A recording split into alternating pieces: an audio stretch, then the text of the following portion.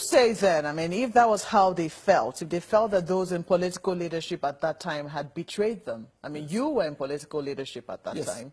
Did you think, you know, that you betrayed your people? I didn't think so. But that's the perception, that's the feeling they had, that there were no infrastructure projects going on in the Southeast. But a large segment of Southeasterners thought differently. And let me explain. They thought differently that Jonathan restored their self-esteem. President Jonathan restored their self-esteem by the symbolic appointment of Ihejirika and Igbo man as the Chief of Army Staff. They felt that a certain glass ceiling had been broken for the Igbo people. By allowing Enugu Airport to become an international airport and allowing the first Ethiopian airline plane to land in Enugu, which is something that people were emotional about. In fact, part of the reason why Catalonia province want to exit from Spain is the feeling that the Spanish government did not build a rail line between the Catalonia airport and to the other parts of Spain, believing that it was a deliberate policy to constrain the people of Catalonia.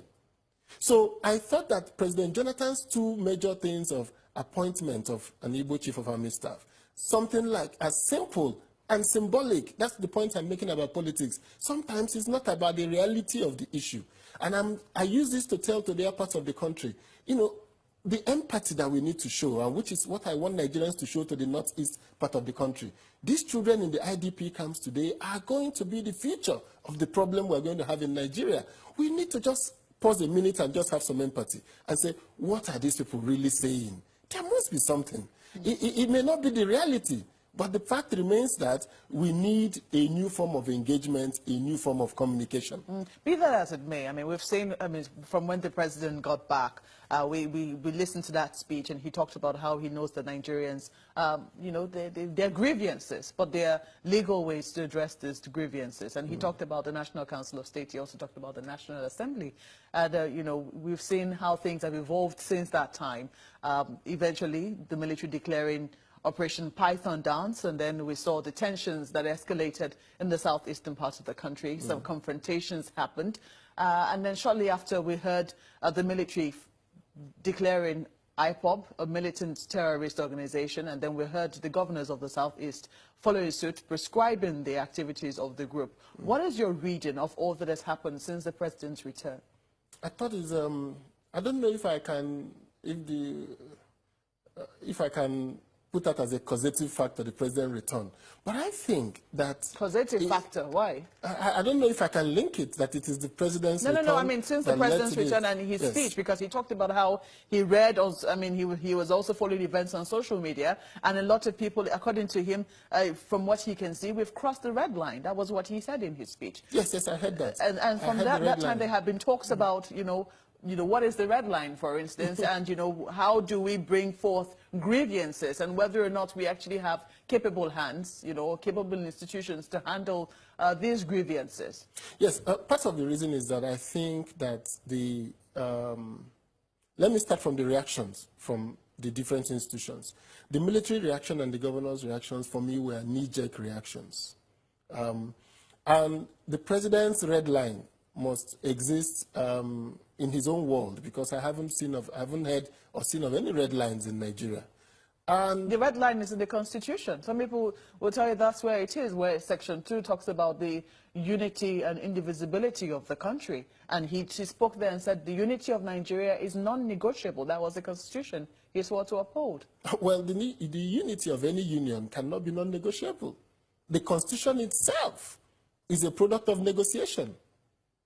You cannot have a union that is non-negotiable. It's not possible. Well, perhaps the unity of Nigeria is constantly going to evolve. It's constantly going to be worked on. The Nigerian identity is not a superior identity to other subnational identities in Nigeria. Now, some people will say that perhaps the terms of the unity can be negotiated. Yes. But until it is done, if the president has sworn to uphold the unity of this country, yes, and that's the oath that he's taken alongside yes, all the governors and the senators and you know, political office holders of yes, this country, can he then come and say the unity of the country is negotiable? No, he doesn't need to say it, but the Constitution of the Federal Republic of Nigeria says, we the people. So we the people can also decide to renegotiate the Constitution of the Federal Republic of Nigeria through our elected representatives. Now, where I agree with most people is that I believe very firmly that the political process, that democracy is a legitimate tool, and it offers us an opportunity to engage. I do not agree that we will use only this instrumentality of street agitation to achieve our ends. I strongly believe, and that's what the United Progressive Party stands for, the ability for us to aggregate our views and go through the political process. So, but that in itself does not remove the fact that the idea of a union, the idea of unity, for instance, I asked, when you say that Nigeria is a united country, why then do I have a state of origin? Why do I have to get any access to every federal resources through my state of origin? The idea of unity means that two has come to become one. So the idea of state of origin does not arise. You must now create a unity, an identity that is superior to the subnational identities. And that is why we had things like the National Youth Service, things like the federal government colleges, in an effort to promote that national identity. So I believe very firmly that what we need to do in Nigeria is to continue the process of nation building. The issue of in 200 years after Americans' independence is still an issue. I'm going to talk to you. I mean, we'll definitely continue conversation on, what we should be doing in terms of building a nation. You talk about the ongoing process of nation building. What should it constitute? In just a moment, please stay with us.